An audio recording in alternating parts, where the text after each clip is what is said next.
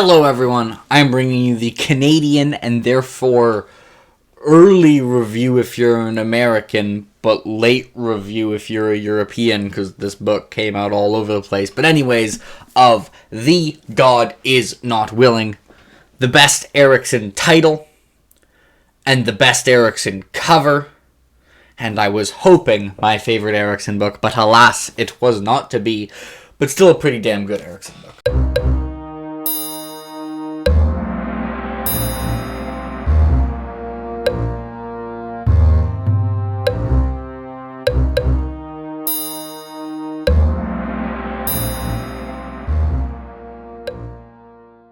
Okay, so this is going to be primarily spoiler-free for everything. I want people who have not read any Malazan to be able to watch this, because the first thing I'm going to talk about is when you can read The God Is Not Willing, which would be kind of pointless to talk about if everyone watching this had to read The Crippled God. Also, just from a practical standpoint, if I made a video that people could only watch if they read The Crippled God, then only, Pranav, Alan, and one other person would watch it. So, that's just not going to happen.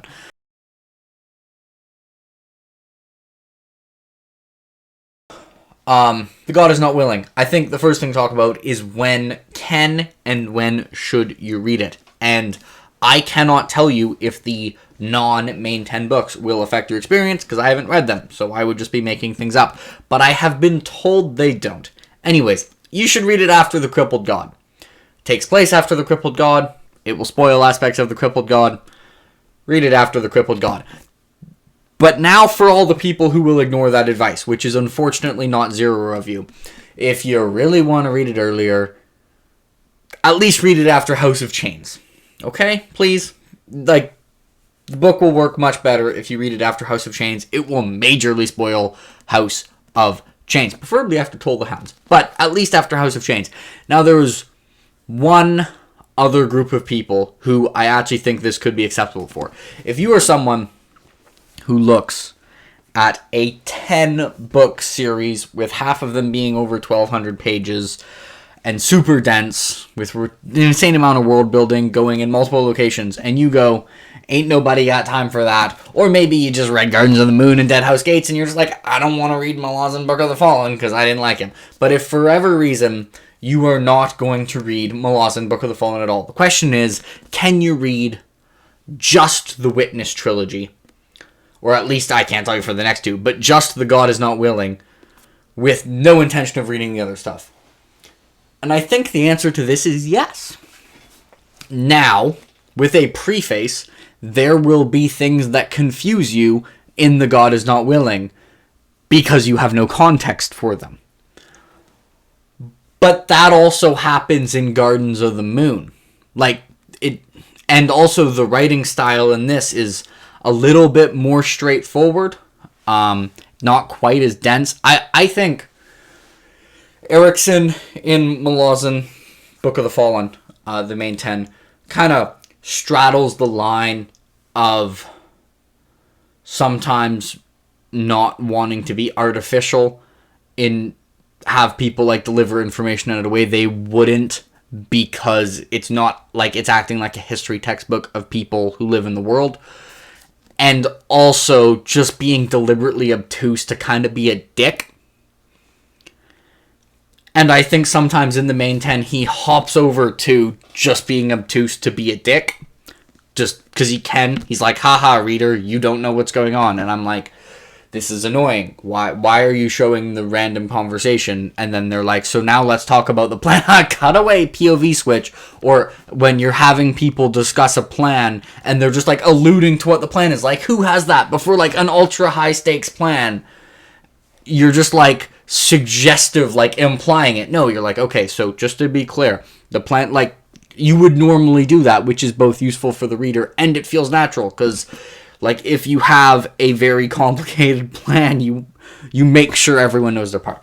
Anyways, that's a story for another time. But in The God Is Not Willing, he's moved a little bit more to the side I like, which is just not wanting to feel like people are artificially giving information that they wouldn't, they would only be giving if they know that someone who wasn't from this world was reading. So I prefer the way this is written, and also think it makes it somewhat plausible for someone to read if you wanted to only read the Witness trilogy, if for whatever reason the main 10 just aren't for you.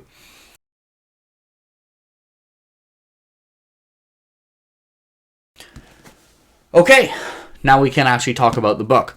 So, I can't even really tell you the premise because it has spoilers, but in general, this book, I think, was kind of split into two plot lines.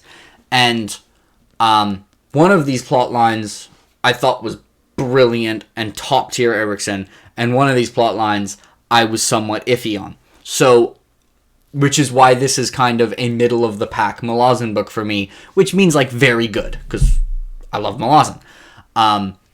But, anyways, the plot line I was not a huge fan of was centered around Marines. And one of the reasons is it has what I would call a lot of Marine slice of life chapters. And like the dialogue in these chapters is incredibly smart. And also I think some people love just the pure Marine stuff. And if you are watching this video and you're a Malazan fan who read House of Chains and loved the Marine sections in House of Chains, and the Bone Hunters is your favorite Malazan book, and you love the Marine sections in Dust of Dreams, and you could read about Marines doing anything, I guarantee you will love this book. I'm not that person. I find like that the Marine banter, it's extraordinarily clever. Like, it's a combination of very crass while still also being very smart. Like, Erikson, you can tell when reading it, like, Erikson is really smart that he came up with it. I find it emphasizes the quirks of the characters, and it doesn't actually establish like their core motivations and who they are as a people. And to me, it's why I've never been the biggest fan of the Marine things. I find like their banter, you don't get emphasized the core stuff. You get bantered that someone like wants to have been the person who invented being an assassin and a mage, and they have a problem where they rob barrows, which is just not like the core part of their character. And that gets emphasized over and over in the very clever dialogue. Now, I'm terrible at names, so I'm checking the Dramatis Personae. Just kidding, I'm going to edit this out. So, my favorite Marine, who I think was not actually one of the main Marines, but my favorite, like, not main character Marine, I think was Fullabore, because he's the only one that I felt had a, like, consistent sense of humor that felt like if you heard it, Fullabore is the only one of the people who, if you had a conversation that didn't just put the character quirks at the forefront, I think I could identify in just banter. And I think he had some of the smartest dialogue, and also an extremely meta comment on why heavies don't take written orders, because it's written down. Like, there are so many like interpretations, like advance to the front. Well, what if I've taken out a bunch of loans and people are chasing me down with it? Maybe I would have to retreat to go to the front. Which, okay, very meta Erikson.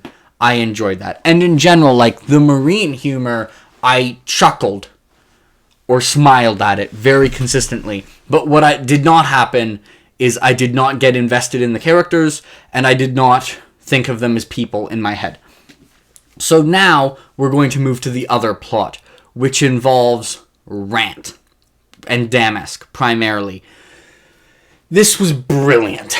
Rant and Damask, both, like, right away shot to S or maybe at worst A tier Malazan characters. Like, their entire storyline was paced brilliantly. Then it introduced side characters who all felt distinctive. It had like one of those characters who you can tell is written well, because he doesn't actually do anything bad, and like one page into meeting him, I wanted like him to be run over by like the entire Tour de France, and then have him like thrown into the sun.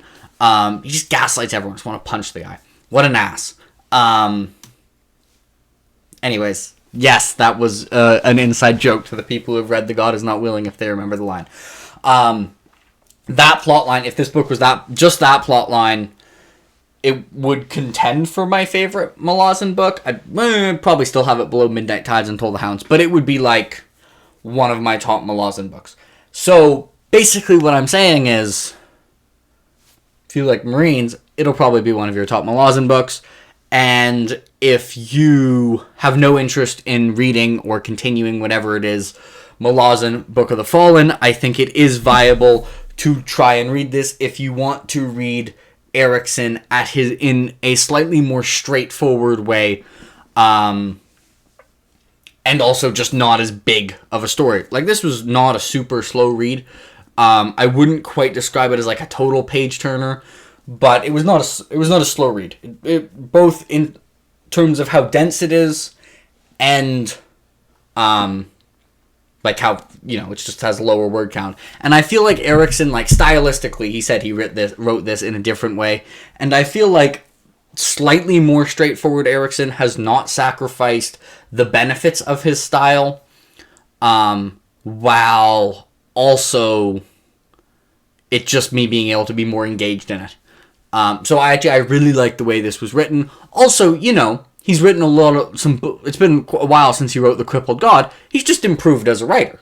So he's got that going for him as well. Anyways, I gave this book an 8.3 out of 10, which actually probably, if you're just watching the spoiler-free section, probably sounds low for how much I like the Rant and Damask stuff and really most of the book. But my explanation for that is unfortunately going to have to be moved into the spoiler section, because there are aspects of this book that I just can't talk about spoiler-free. So, if you have not read The God Is Not Willing, so basically, if you're an American who reads physical books, then you are going to have to exit this video. If you had read The God Is Not Willing, then I'm going to talk about some of my issues with the last few chapters.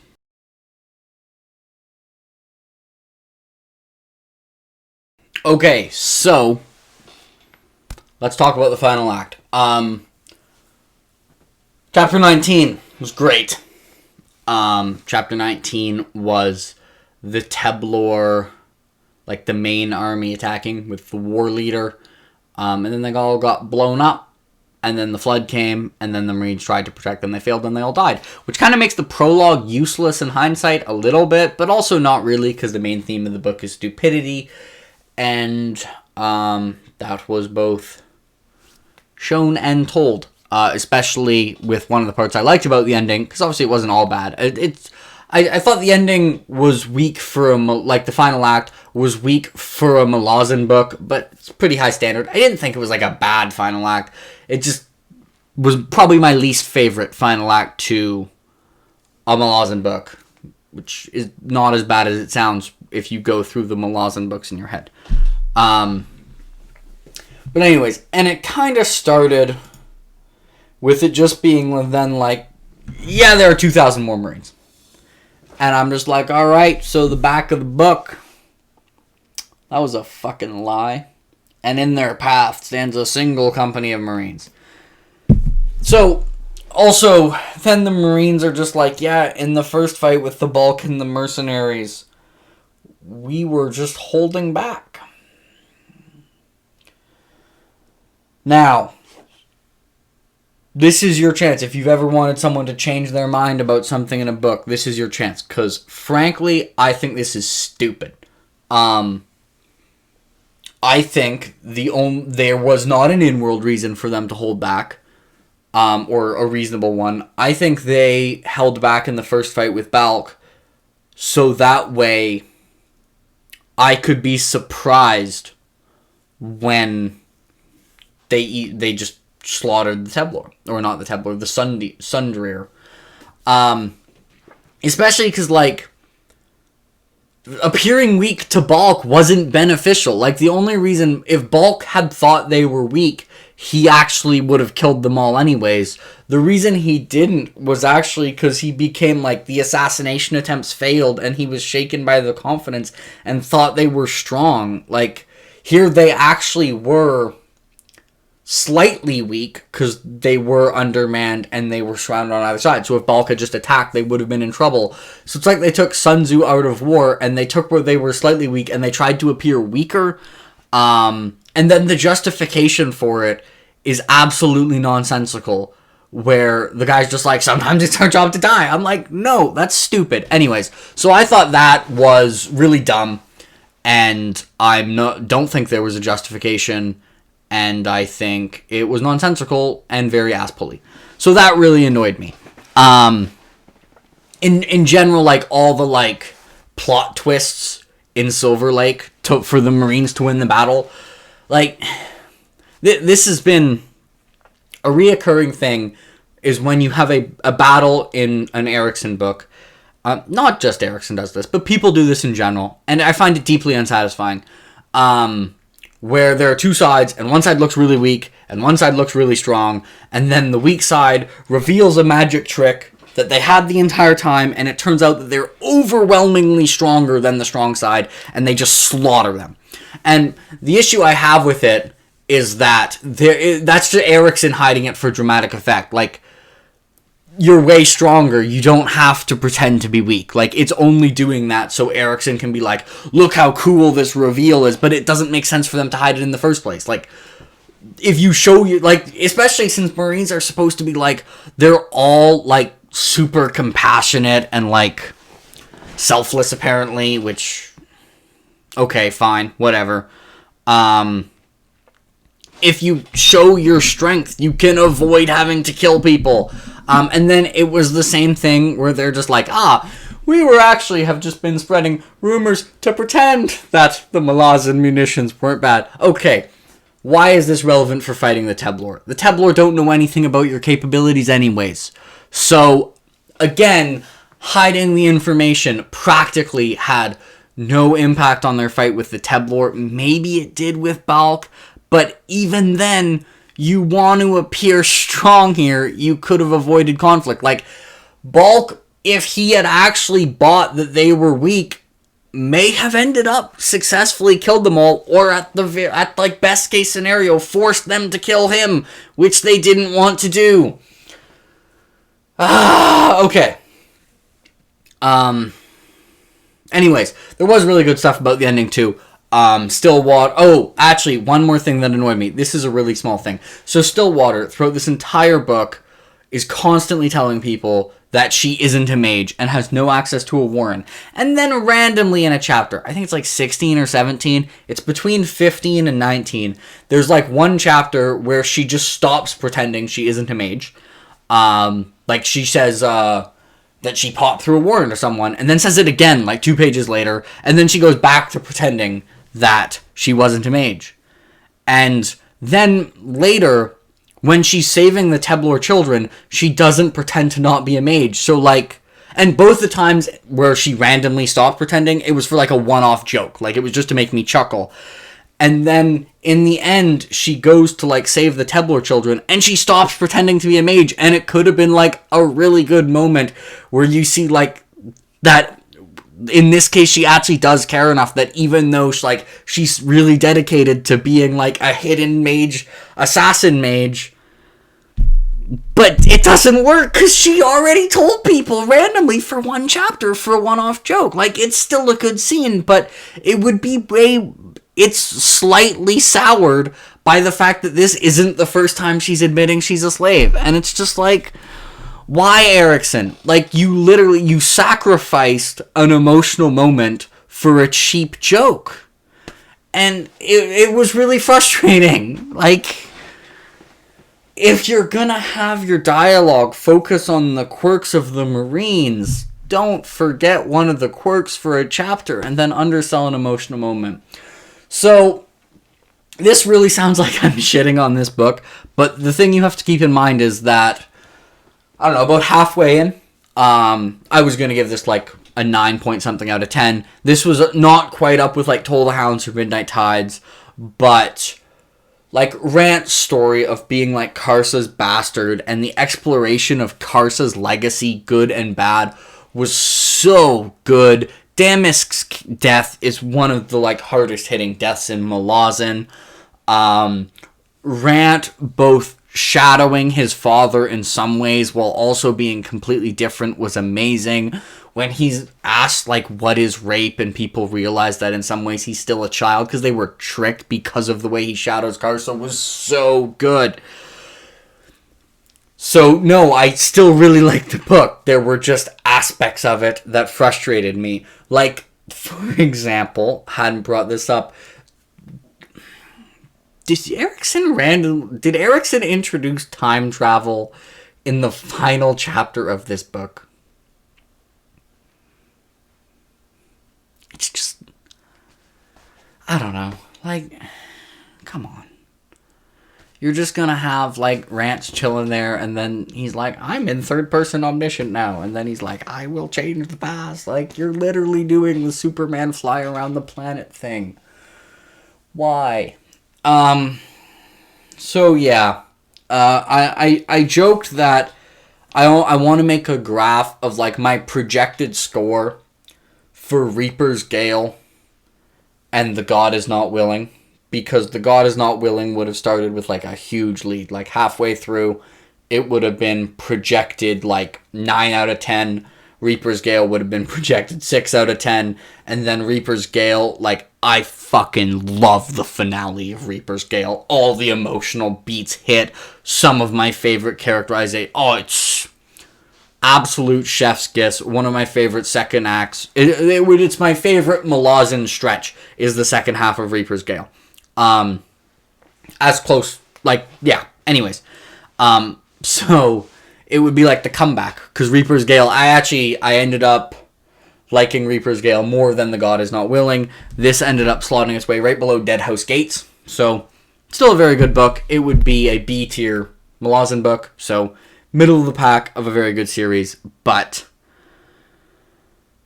it's more frustrating because I feel that this had the potential to be up there with Toll the Hounds and Midnight Tides for my favorite Malazan book. Maybe not that high, because I'm not the biggest Marine fan, which is obviously a huge part of this book. But even so, I feel like this is like a Morning Star situation, where the disappointing isn't that it wasn't a really good book, it's that I feel like it should have been a book I loved, and it ended up being a book I liked. So, that's all I got for the 8 people that can watch the spoiler section of The God Is Not Willing.